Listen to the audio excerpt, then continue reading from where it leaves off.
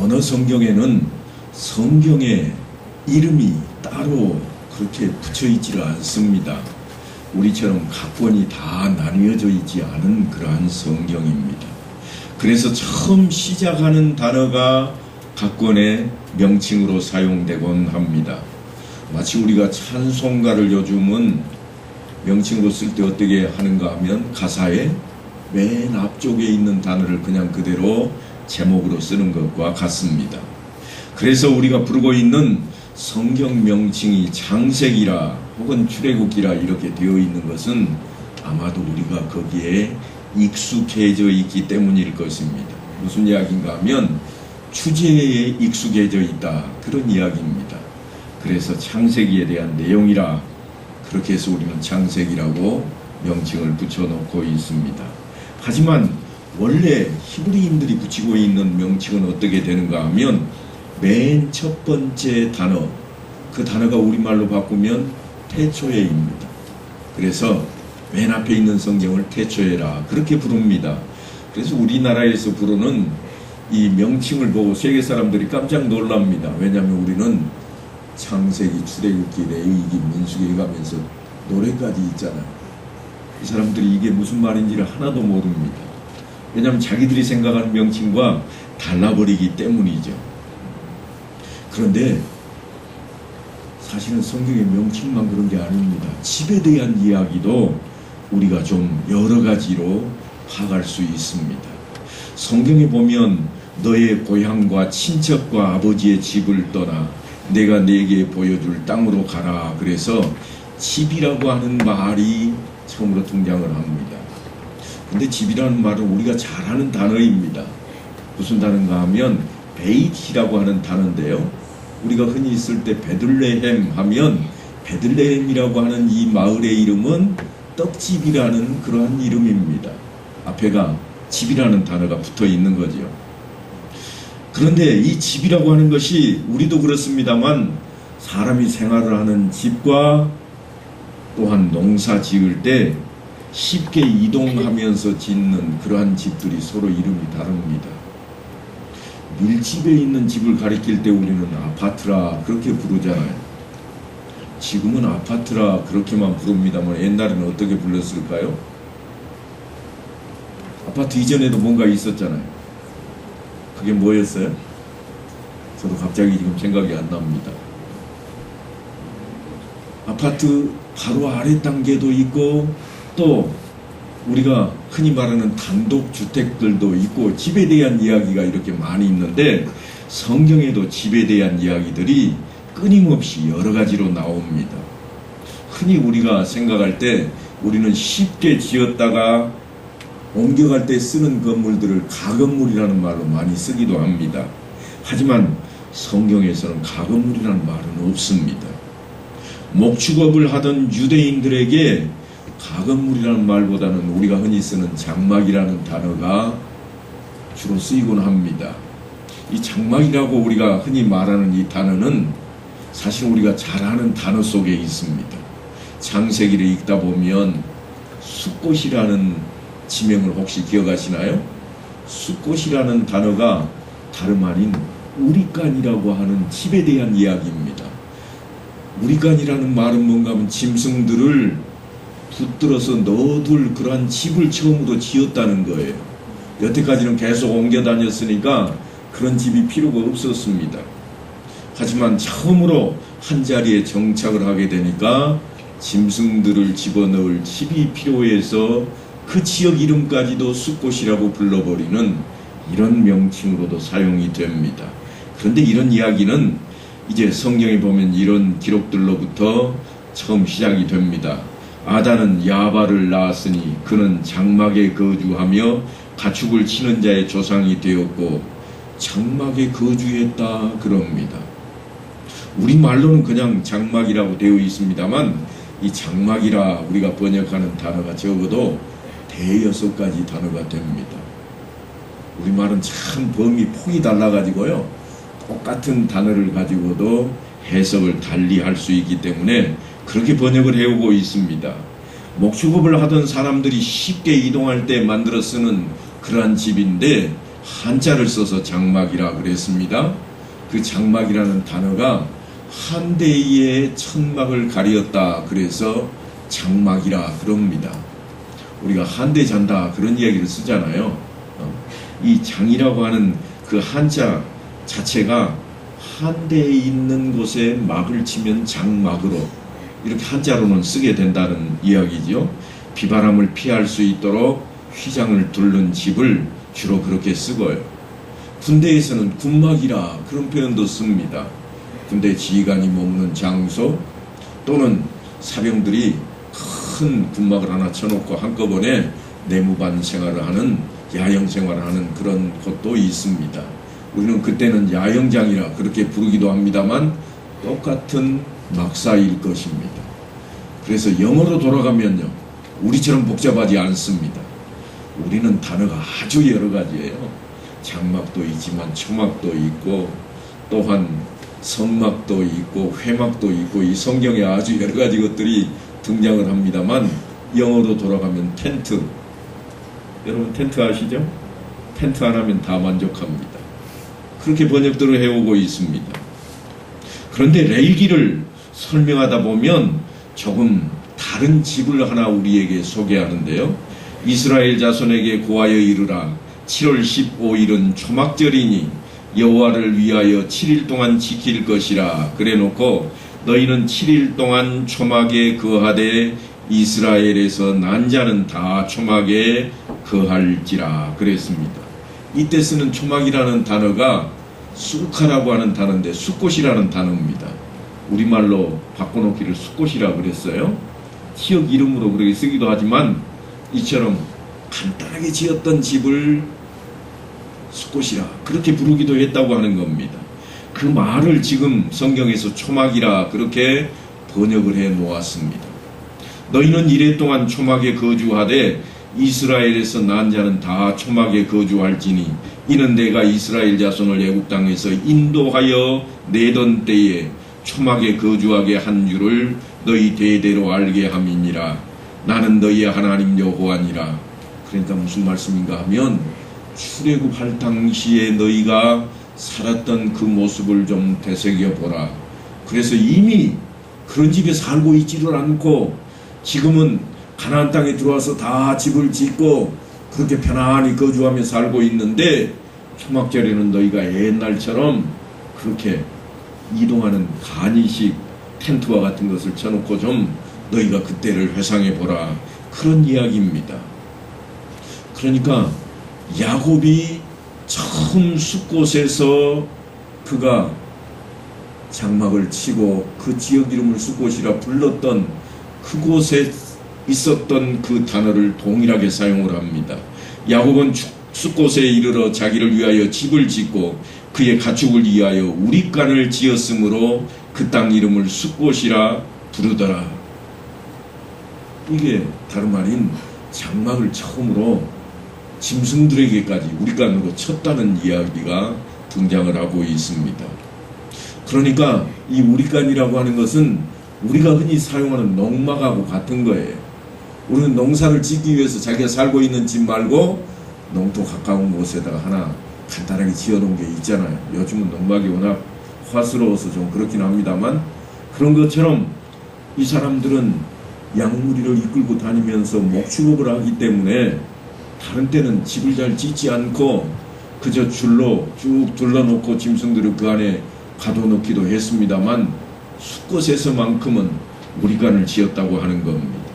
그러니까 우리하고 배경이 환경이 너무나 달라서 와닿지 않지만 그 여러 가지 명칭들이 어떤 것들이 있는가 하는 것을 오늘은 좀 같이 나누어 보려고 합니다.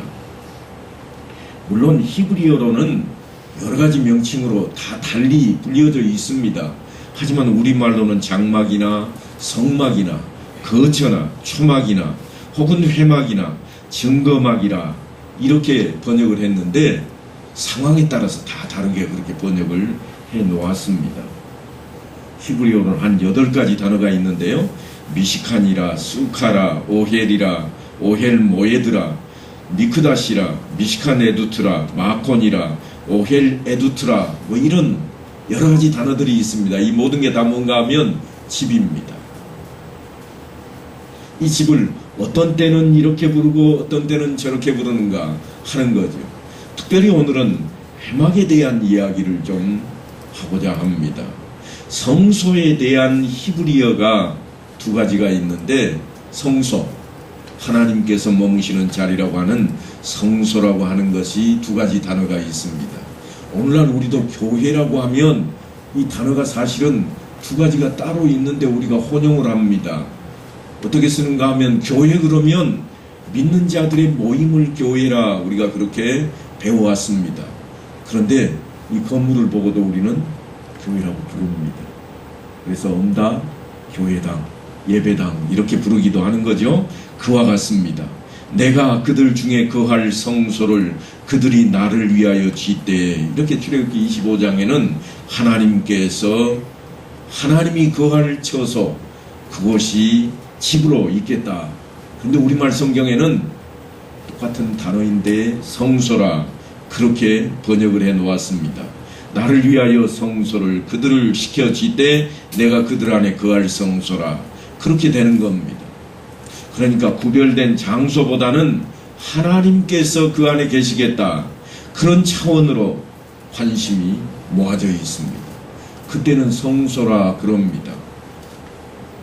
그리고 사람들이 있을 때는 또 이름이 바뀝니다.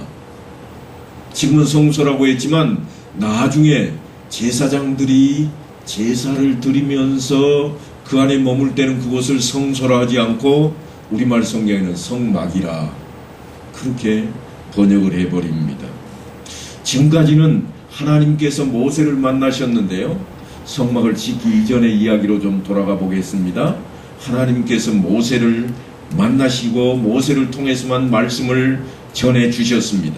그 내용이 출애굽기 33장에 등장을 하는데요, 성막을 짓기 이전의 이야기라는 사실을 기억하셔야 됩니다. 물론 회막이라고 하는 단어는 27장부터 벌써 나오기 시작합니다. 하지만 성막이 위치할 회막으로 등장하는 것은 이때가 처음인 것 같습니다. 출애굽기 33장인데 모세가 항상 장막을 취하여 진 밖에 쳐서 진과 멀리 떠나게 하고 회막이라 이름하니, 여호와를 앙모하는 자는 다 진 바깥 회막으로 나아가며, 이런 표현들이 등장합니다. 그러니까 모세가 장막인데 이 장막을 이스라엘 백성들이 모여있는 그 진 바깥에 따로 떨어진 곳에다 그 장막을 딱 쳐놓고는 뭐라고 불렀는가 하면 회막이라 그랬습니다. 회막이라고 불렀는데 왜 그러는가 하면, 여호와를 앙모하는 자는 다 그곳으로 나아갈지라 그랬는데요, 여기에도 그 회막이라는 단어가 27장부터 나왔던 단어하고 동일하게 쓰고는 있습니다만 이제는 하나님을 만나는 장소로 쓰고 있다는 것이 조금 다릅니다. 그러니까 지금 33장에 나오는 이 회막은 모세의 회막입니다.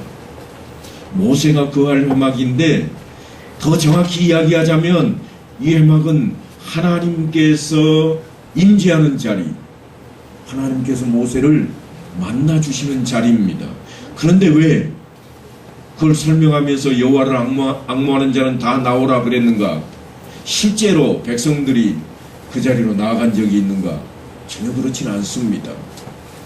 오직 모세와 여호수아 말고는 그 장막 안에 거했던 적이 없습니다. 그럼에도 불구하고 하나님이 거하시는 자리로서 그렇게 부르고 있는 겁니다. 성경에 보면 여호와를 앙모하는 자는 다 진 바깥 회막으로 나아가며 그렇게 되어 있습니다만, 이것 때문에 우리가 오해의 소지가 좀 있습니다. 하지만 절대로 백성들이 그곳까지 가지는 않았습니다. 무엇을 보고 그걸 알 수 있는가 하면, 모세가 회막으로 나아갈 때에는 백성이 다 일어나 자기 장막문에 서서 모세가 회막에 들어가기까지 바라보았다 하는 겁니다.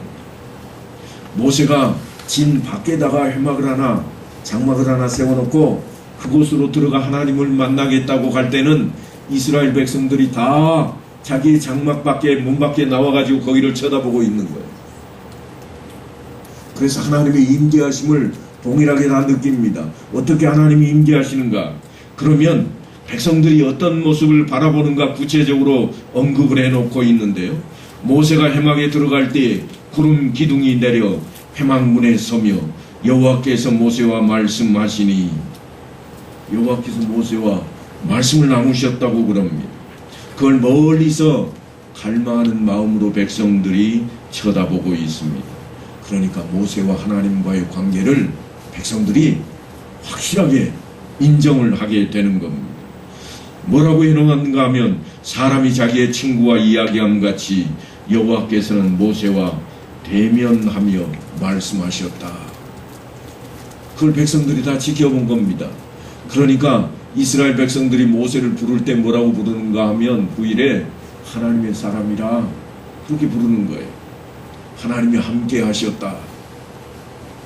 그걸 백성들이 다 쳐다봤거든요. 왜냐하면 그 장막이 구름 기둥으로 딱 가리워지면서 그 안에서 하나님과 모세가 이야기 나눈 것을 자기들이 직접 보았기 때문입니다. 그래서 그걸 바라보면서 백성들은 하나님을 앙모하며 모든 백성이 회막문에 구름 기둥이 서 있는 것을 보고 다 일어나 자기 장막문에 서서 예배하며 그랬습니다. 하나님을 섬겼다. 그런 표현입니다. 영적인 목마름을 그때 다 채우게 됩니다. 그리고 아주 재미있는 구절이 눈에 들어오는데요. 모세는 진으로 돌아오나 눈의 아들 젊은 수종자 여호수아는 회막을 떠나지 아니하니라. 여호수아가 그러면 모세가 머물렀던 회막 안에 들어가 있었을까? 그렇지 않습니다. 모세는 그 안에 들어가서 머물러 있을 수 있었지만 지금 여호수아도 그렇게 할 것처럼 보여지지만 여호수아는 그 안에 들어가지 않고 밖에서 지키고 있는 거예요. 결코 여호수아를 하나님께서 만나시기 때문에 그 자리에 있는 게 아닙니다. 여호수아는 모세의 수종자였습니다. 그래서 회막을 거두는 것도 회막을 세우는 것도 지키는 것도 모두 다 그의 일이었습니다. 그러니까 이 부분의 성경을 대하실 때 여러분은 모세와 똑같이 여호수아도 하나님을 만났다 그렇게 착각해 버리시면 안 됩니다. 이처럼 여호수아가 그 장막을 떠나지 않고 지키고 있는 모습도 있습니다. 하지만 구름 기둥이 딱 떠올라가면 여호수아가 어떻게 할까요? 재빨리 그 장막을 거두는 거예요. 왜냐하면 이제 이동을 해야 되니까. 이때는 아직 성막이 없는 때 이야기입니다. 나중에 성막이 지어지고 성막이 배치되면서부터는 하나님의 그 임재하심이 구름이 성막을 통해서 나타나기 때문입니다. 그리고 이제 출애굽기 40장 2절에 보면 성막 곧 회막을 세웠다 그런 표현이 있습니다. 지금 여기는 이미 성막을 만들어 놓고 난 이후의 이야기입니다. 조금 전에 우리가 살펴보았던 것은 아직은 성막을 만들지 않았을 때 이야기고요. 그리고 이제는 성막을 세워놓고 난 뒤의 이야기를 하고 있는 모습이 출애굽기 40장인데 그 이유가 뭔가 하면 뒤에 설명이 나옵니다. 또 증거궤를 들여놓고 또 휘장으로 그 궤를 가리고 또 상을 들여놓고 그 위에 물품을 진설하고 등잔대를 들여놓아 불을 켜고 또 금향단을 증거궤 앞에 두고 성막문에 휘장을 달고. 그러니까 여기 말하는 이 회막은 사실은 모세가 따로 머물렀던 그 성막과 동일한 성격을 가지고 있지만 무슨 말씀인가 하면 하나님이 임재하신다고 하는 동일한 성격을 가지고 있지만 지금은 하나님이 임재만 하시는 게 아니라 예배드리는 자리로 제사드리는 자리로 성막이 우리 앞에 불려지고 있습니다. 그러니까 성경을 번역하는 이 번역사들이 단어를 취할 때 여러 가지로 고심을 해서 취했을 겁니다. 그래서 제사 드리는 자리를 표현할 때는 회막이라 하는 단어를 그냥 쓰지 않고 성막이라 하는 단어를 주로 많이 썼습니다. 그럼에도 불구하고 40장 1절에서 2절까지를 보니까 성막 곧 회막을 세우고 해서 이때는 이 회막이 성막, 포함하고 있는 회막이었다 하는 것을 설명해 주고 있는 부분입니다. 하지만 모세가 따로 머물렀던 그 회막과는 다릅니다. 모세가 따로 머물렀던 그 회막은 사실은 예배의 처소는 아닙니다. 광범위하게 말하면 예배의 처소겠습니다만 제사를 드리는 장소는 아니었다고 하는 겁니다. 그러니까 번제물을 잡고 그래서 번제물을 태우고 또한 하나님께 그 향을 올려드리고 하는 그런 제사를 드리는 자리가 아니라 오직 모세가 하나님과 만나는 자리였습니다. 그래서 구별되었습니다.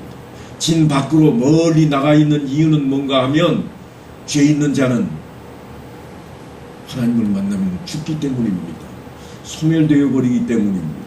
그것을 어떻게 구별하고 있는가 하면 진 밖으로 멀리 모세가 나감으로 모세가 그곳에서 하나님을 만나게 되었던 것으로 우리 앞에 보여주고 있는 그러한 모습입니다. 그래서 이제 우리가 오늘 입고 있는 이 마지막 부분에 있는 이 성막은 제사를 드리는 그러한 자리로서 설명이 되고 있습니다. 회막과 앞에 나오는 모세 회막과 어떻게 다른가 하면 이제 이 자리는 모세가 아닌 제사장이 머물러야 할 그러한 자리이기 때문입니다. 하나님께 예배를 드려야 할 자리입니다. 그래서 성경에는 이렇게 설명을 합니다. 너는 또 아론과 그 아들들을 회막문으로 데려다가 물로 씻기고 아론에게 거룩한 옷을 입히고 그에게 기름을 부어 거룩하게 하여 그가 내게 제사장 직분을 행하게 하라. 그래서 사실은 거기서 그치지를 않고 또 번제단을 회막의 성막문 앞에 놓고 또 물두멍을 회막과 제단 사이에 놓고 그 속에 물을 담고 제사 드릴 채비를 하도록 하고 있습니다. 그래서 관유를 가져다가 성막과 그 안에 있는 모든 것에 발라 그것과 그 모든 기구를 거룩하게 하라. 그것이 거룩하리라. 너는 또 번제단과 그 모든 기구에 발라 그 안을 거룩하게 하라. 그 제단이 지극히 거룩하리라. 너는 또 물두멍과 그 받침에 발라 거룩하게 하라. 거룩하게 구별시킬 것을 어김없이 명령하고 있는 모습입니다. 그러니까 지금부터 등장하는 이 성막은 이스라엘 백성들이 늘 언약궤를 앞세워서 나아가는 이 성막에 대한 이야기는 이제부터는 하나님 앞에 제사 드리는 자리로 표현이 됩니다. 지금까지는 모세가 모세 회막에서 하나님을 만났습니다. 하나님의 명령을 따로 들었습니다. 그리고 백성들 앞에 모세가 가서 증거를 하고 전했습니다. 무슨 말씀인가 하면 모세만 구별되어 있으면 이스라엘 백성들은 상관이 없었습니다. 그런데 이제부터는 그 백성을 하나님께서 내 백성이라 부르시고, 왜냐하면 신의 산 언약을 통해서 하나님의 백성으로 받아주셨거든. 그래서 그 언약 이후에 성막이 펼쳐진 이후로는 백성들이 해야 할 일이 생겼습니다. 그게 뭔가 하면 죄가 없어져야 됩니다. 죄가 있으면 하나님을 만나는 순간 소멸되어 버리기에 먼저 속죄를 해야만 했습니다. 어떻게 내가 죄를 지었는데 이거를 속함받을 수 있을까? 내 생명 대신에 제물의 피를 드림으로써 내 죄사함을 대신 받게 하는 대속제물을 삼았다고 하는 것입니다. 물론 오늘날 우리는 예수 그리스도께서 우리의 대속제물이 되어주심으로 말미암아서 우리가 따로 대속의 제사를 드리지 않습니다. 오늘 나오면서 나는 속죄함을 얻기 위해서 제물을 드렸다, 그런 사람은 없잖아요. 그럼에도 불구하고 우리는 하나님을 아버지로 부를 수가 있고 하나님을 대면하면서도 한 사람도 죽어나가지 않습니다. 하지만 구약 성경에 등장하는 이 자리는 이스라엘 백성들이 선택을 받았다 할지라도, 그들이 하나님의 백성이라 할지라도 여전히 하나님 앞에 나아갈 때는 속죄함이 먼저였습니다. 그래서 대속의 제사를 드려야만 했습니다.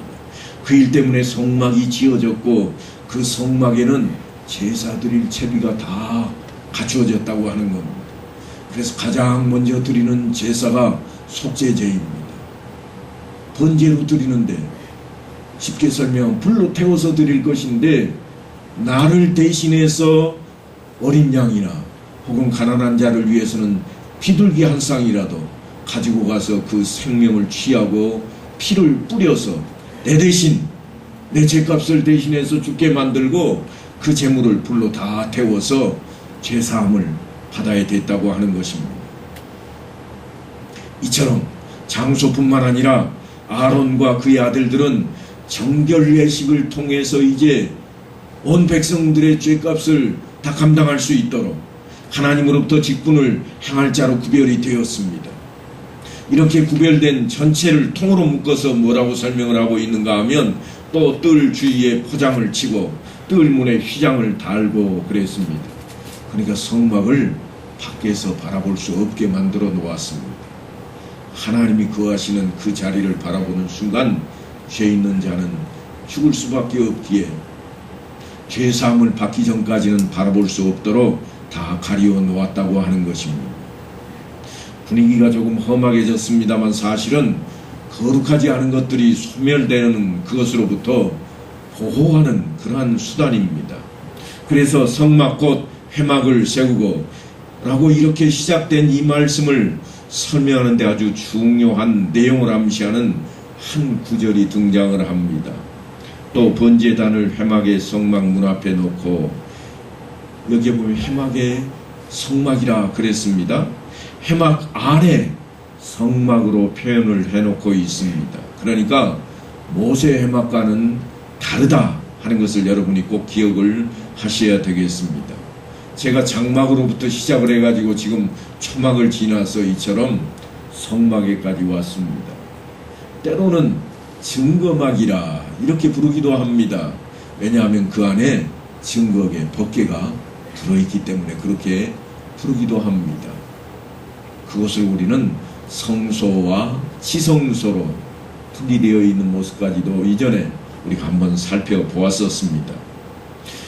이제는 모세의 회막은 성막을 포함하고 있지 않았다고 하는 사실을 머릿속에 좀 더 두셔야 됩니다. 그래서 모세의 회막은 제사 드릴 때 필요했던 장소가 아니었다. 틀림없이 하나님을 만나는 자리요, 하나님의 명령을 받아서 백성들에 전하는 모세였지만, 이제부터는 하나님께서 모세를 만나서 그 일을 하지 않고 어떻게 하겠다고 하는가 하면, 제사장을 통해서 백성들을 직접 만나겠다고 말씀을 합니다. 왕도 직접 만날 것이요, 백성들도 직접 만나게 될 것을 고하는 자리입니다. 그러니까 이전과는 전혀 다른 차원으로 바뀌어가는 겁니다. 왜 이런 일들이 벌어지고 있는가 하면, 지금까지는 출애굽에서 가나안 땅에 들어가기 전이기에 모세를 통해서 다 행할 수 있는 일이었습니다. 그런데 이후로는 이제 이스라엘 백성들이 정착해서 살아가게 될 것이기에 다른 모습을 지금 요구하고 있는 내용입니다. 그래서 제사를 드리는 이 자리로서 이스라엘 백성들이 죄사함을 받고 하나님과 화목제를 나눔으로써 교제할 수 있는 자리로 이끌어가는 겁니다. 그러니까 먼저 용서를 구하는 것이 1번이요. 그 다음이 하나님의 은혜를 구하는 자리입니다. 그래서 화목제는 어떻게 하는가 하면, 먼저 하나님 앞에 속죄제를 드려서 번제로 다 태워드리고 난 이후에는 화목제물을 드립니다. 이 화목제물은 삶은 고기로 나누어 먹는 자리로 이끌어내고 있습니다. 그래서 음식을 나누는 자리로 가고 있다고 하는 겁니다. 모세가 백성을 위해서 엎드리고 제사함을 구해야 하는 그런 자리가 아니라, 이제 이스라엘 백성은 누구라도 제사장 앞에 나가서 제물을 드리며 속죄를 받아야 됩니다.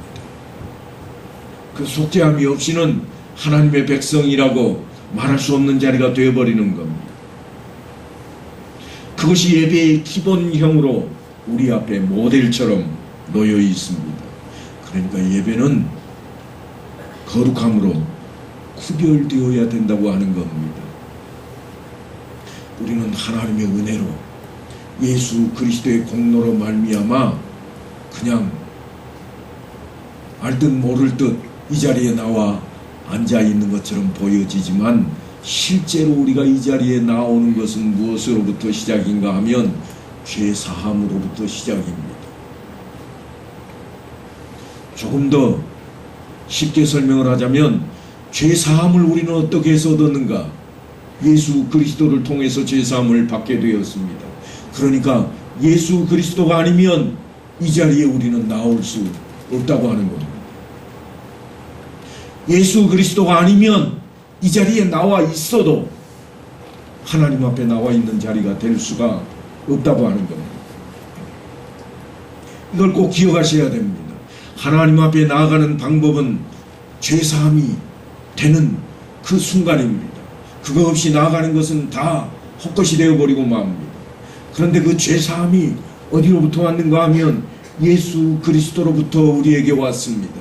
그래서 주님께서는 말씀하시기를 내가 곧 길이요 진리요 생명이라. 나로 말미암지 않고는 아버지께로 올 자가 없다고까지 말씀을 해버립니다. 다른 데 이유가 있지 않습니다. 이 죄사함이라고 하는 것이 가장 기본이기 때문입니다.